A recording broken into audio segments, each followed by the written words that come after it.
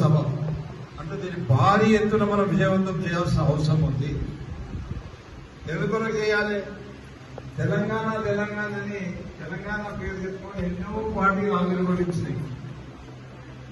ఒకసారి తెలంగాణ ప్రజాసమితి అనే పార్టీ పెడితే తెలంగాణలో ఉన్నప్పుడు 11 ఎంపీలలో 9 ఎంపీలు తెలంగాణ ప్రజాసమితి గెలిపిస్తున్నారు కూడా. తిరిగి చివరికి ఎంపీ వాళ్ళందరూ పోయి కాంగ్రెస్ లో విలీనం అయిపోయింది. ఇంకెంతో మంది వచ్చింది, చిత్తూరు చిత్తూరు చాలా మంది విజయశాంతి వచ్చింది, ఎంతో మంది వచ్చింది, ఎంతో మంది వెళ్ళిపోయారు.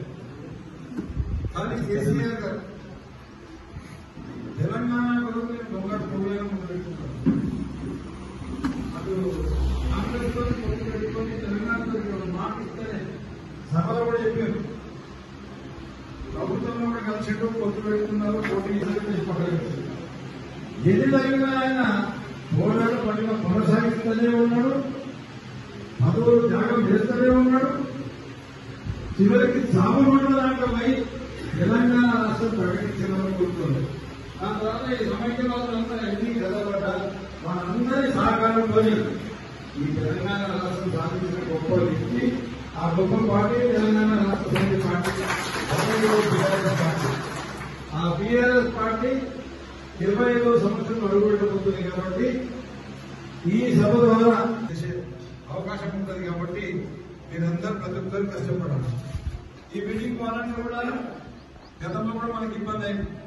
మన దివంగత నేత మాజీ జడ్పీటీసీ విజయరామరాజుకు వరంగల్ పోతుంటేనే యాక్సిడెంట్ అయింది.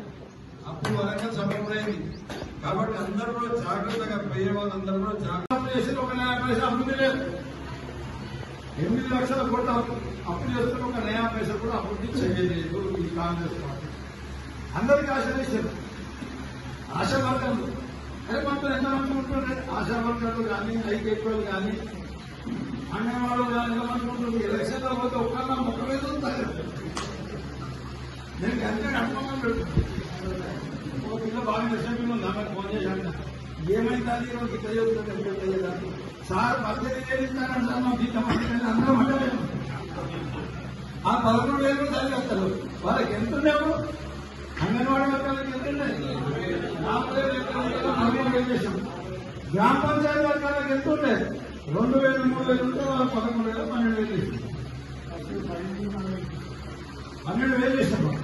ఈ అసలు ₹1 ఎక్కించిన వర్గాలు అంగన్వాడీలో అంతే, ఆశా వర్గాలు అంతే, ఉపాధి పథకం ఎలాంటి కొడుకులు చేసి ఒక 9 పైసలు అభివృద్ధి లేదు. 8 లక్షల కోట్ల అప్పు చేస్తున్న ఒక 9 పైసలు కూడా అభివృద్ధి చేయలేదు ఈ కాంగ్రెస్ పార్టీ. అందరికీ ఆశ వేశారు. ఆశా వర్గాలు అదే మాత్రం ఎంతమంది ఉంటుండే ఆశా వర్గాలు కానీ, ఐకేపీలు కానీ, అంగన్వాడీ కానీ ఎంతమంది ఉంటుంది. ఎలక్షన్ల పోతే ఒక్కళ్ళ మొక్క మీద ఉంటారు. నేను కనుక అనుభవం పెడుతున్నాను. ఒక పిల్ల బాగా నిశ్చయం ఉంది, ఆమె ఫోన్ చేశాను. ఏమైంది అది ఇట్లా చెబుతుంది సార్ 18,000 ఇస్తానంటే సార్ మా జీతం అందరం అంటలేదు. ఆ 11,000 చదివేస్తారు. వాళ్ళకి ఎంత ఉండేవు? అంగన్వాడీ వర్గాలకి ఎంత ఉండే? 40,000 చేశాం. గ్రామ పంచాయతీ వర్గాలకు ఎంత ఉండే? 2,000, 3,000 ఉంటే వాళ్ళు 11,000, 12,000 చేశాం. 12,000 చేశాం.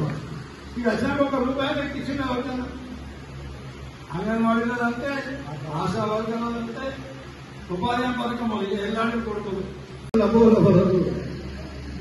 ఉద్యోగస్తులు ఎక్కడ ఏ వర్గం ఒక వర్గం కాదు. మనకు వారి మాట నమ్మి మన దూరమైన వర్గం ఒక్కటి కాదు, అన్ని వర్గాలు లేదు.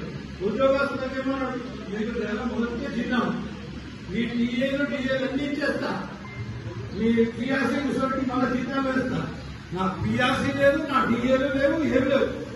వాళ్ళు ఇక్కడే బాగుపడుతుంది. అన్ని వర్గాలు ఇక్కడ ఒక్క వర్గం అన్న సంతోషం లేదు. అసలు ఇంత తక్కువ సమయంలో బలమైన ఇంతకుముందు పార్టీ ఏదైనా ఉందా? ప్రభుత్వం ఏదైనా ఉందా? అక్కడ ప్రభుత్వం లేదు, అక్కడ ముఖ్యమంత్రి లేదు. ఇంతకుముందు బలమైన ఇక్కడ ఎమ్మెల్యే లేదు. ఇక్కడ ఆ ప్రభుత్వం అంటే బలమైన ముఖ్యమంత్రి అంటారు. ఇప్పుడు ఎలక్షన్ పెడితే ఉద్యోగస్తులు ఎక్కడ ఏ వర్గం ఒక వర్గం కాదు. మనకు వారి మాట నమ్మి మనకు దూరమైన వర్గం ఒక్కటి కాదు, అన్ని వర్గాలు లేదు. ఉద్యోగస్తులకేమో మీకు నెల మొదటికే చిన్నాము, మీ టీఏలు అన్ని ఇచ్చేస్తా, మీ పిఆర్సీ ముసలికి మళ్ళీ చిన్నాలు వేస్తా. నా పిఆర్సీ లేదు, నా టీఏలు లేవు, ఏమి లేవు.